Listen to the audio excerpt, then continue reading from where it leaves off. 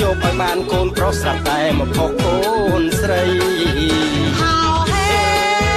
ហៅហេកុំមកខ្មាស់គេហើយលោកប្តីកុំមកខ្មាស់គេហើយលោកប្តីទី1ទី2ទី3មិនដោយឲ្យស្រីមួយខ្យល់ចុងទី1ទី2ទី3មិនដោយឲ្យស្រីមួយខ្យល់ចុងស្ទើរដាច់សរសៃយ៉ងមិនឲ្យបងតាមយកកូនប្រុស